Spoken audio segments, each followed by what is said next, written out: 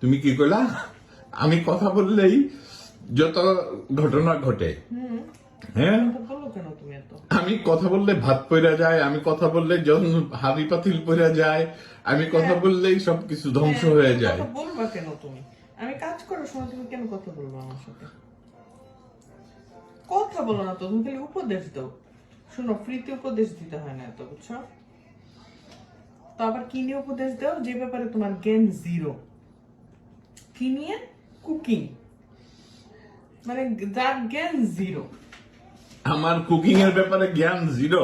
হ্যাঁ, 100% তোমার জ্ঞান জিরো। তুমি যেটা নিয়ে জ্ঞান জিরো, ওটা নিয়ে কেন তুমি ইয়া দিবা, পরামর্শ দিবা? তুমি পরামর্শ দিবে যেটা তুমি এক্সপার্ট।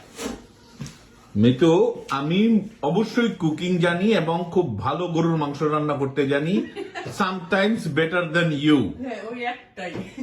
তো ওই একটাই তো প্রপারলি পারলে হয়। ওই একটাই। ইভেন আমি চা যখন বানাই তখন তোমার চেয়ে বেটার হয়। কে খায় তোমার চা? আমার চা আমি খাই। কে জানে যে বেটার হয়? তুমি নিজেই খাও, নিজেই বলো। নিজের দই নিজেই বেটার।